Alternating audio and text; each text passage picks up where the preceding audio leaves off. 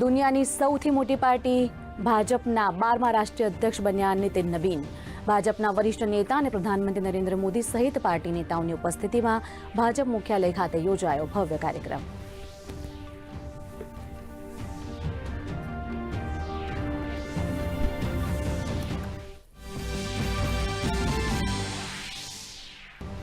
પ્રધાનમંત્રીએ ભારતીય જનતા પાર્ટી વિશે જણાવતા કહ્યું, કાર્યકર્તા અધ્યક્ષ બને તે ભાજપમાં જ સંભવ છે।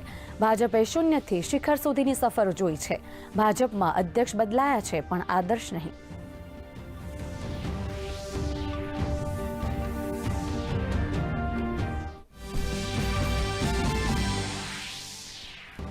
વિશ્વ આર્થિક મંચ પર પહેલા જ દિવસે ભારતે પ્રાપ્ત કર્યું કરોડો રૂપિયાનું રોકાણ। એઆઈ ટેકનોલોજી પર આજે યોજાનાર ચર્ચામાં સામેલ થશે કેન્દ્રીય મંત્રી અશ્વિની વૈષ્ણવ।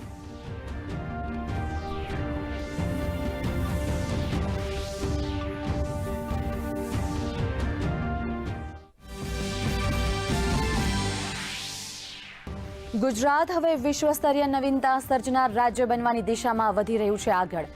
નાયબ મુખ્યમંત્રી હર્ષ સંઘવીએ ઓપન એઆઈના પ્રતિનિધિ ક્રિસ લેહન સાથે યોજી બેઠક। એઆઈ સક્ષમતા, હાઈટેક ટ્રાન્સફોર્મેશનની આગામી લહેર અને ટેકનોલોજીના ઉપયોગ અંગે થઈ ચર્ચા।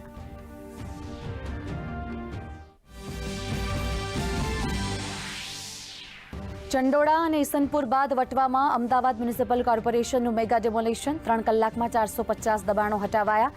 500 પોલીસકર્મી અને એએમસીના 300 અધિકારીઓ મેદાનમાં તૈનાત।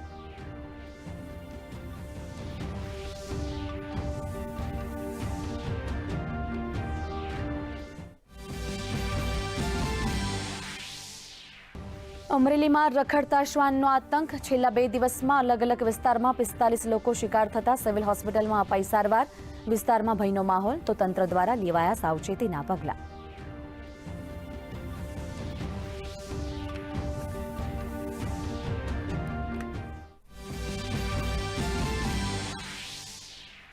લેહમાં ખેલો ઇન્ડિયા વિન્ટર ગેમ્સ 2026નો આજથી થશે ભવ્ય પ્રારંભ। 1000થી વધુ પુરુષ અને મહિલા ખેલાડીઓ લેશે ભાગ।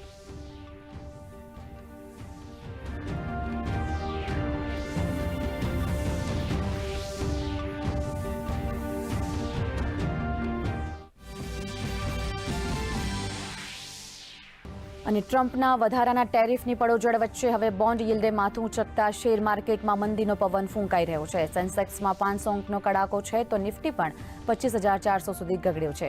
અનિશ્ચિતતા વધતા મેટલમાં આગ ઝરતી તેજીનો દોર યથાવત। ચાંદી 3,20,000ના નવા શિખરે, સોનું પણ 2500 રૂપિયા વધીને પ્રથમ વખત 1,48,000ને પાર।